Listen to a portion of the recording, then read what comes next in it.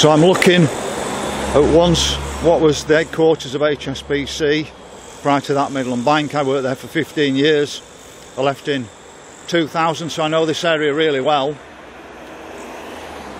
Up here is Broad Lane, and going down there is Tenter Street.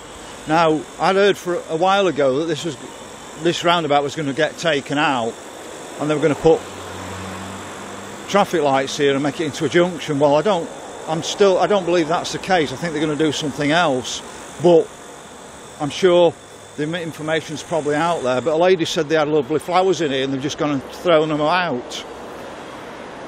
So I've talked to the lads down at the bottom roundabout, because I'm going to walk down to West Bar roundabout and show you that as well.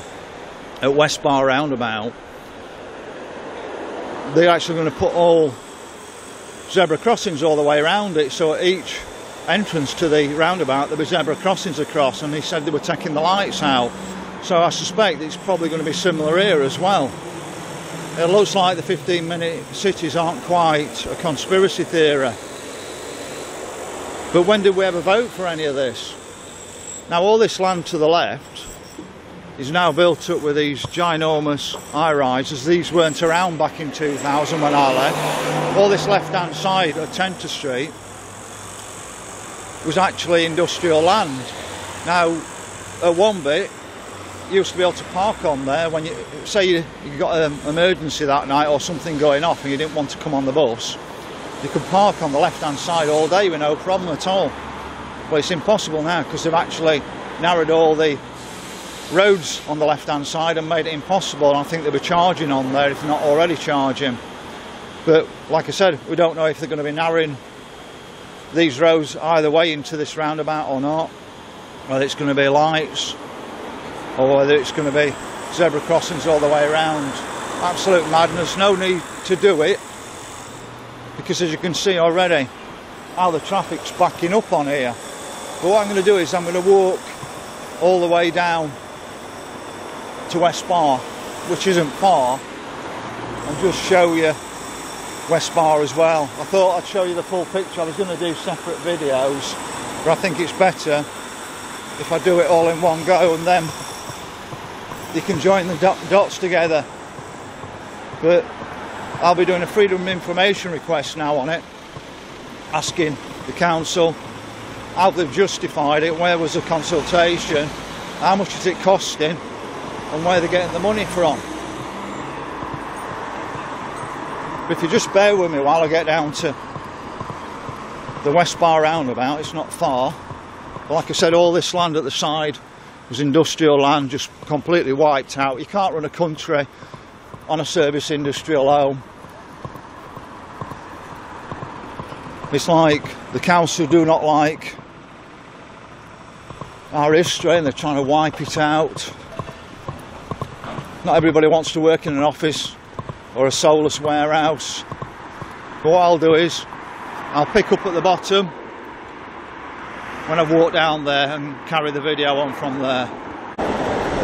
So we're now coming down to West Bar, but what I'm going to just tell you is a short story. I've done a freedom of information request asking how much the clean air zone costs to actually build and actually run for a year, and they're saying, council's saying 5.3 million.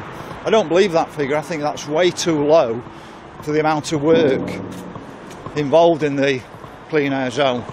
But I've just seen an article in Sheffield Star, and the first month of the clean air zone they took in £200,000-ish. So say that was £200,000 every month. That's £2.5 million a year. Yeah, I know they've not fully implemented the CAS because they're letting taxi drivers off till June. But at best, they'll only recover cost. At best. But like I say, I think the £5.3 million is well under what it cost.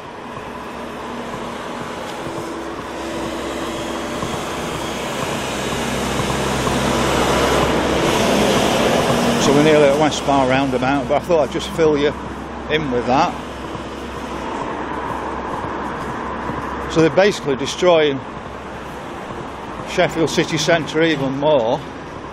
Who's going to want to come into Sheffield?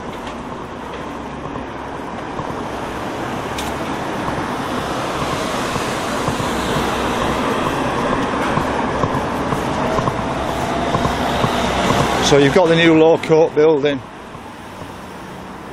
over there.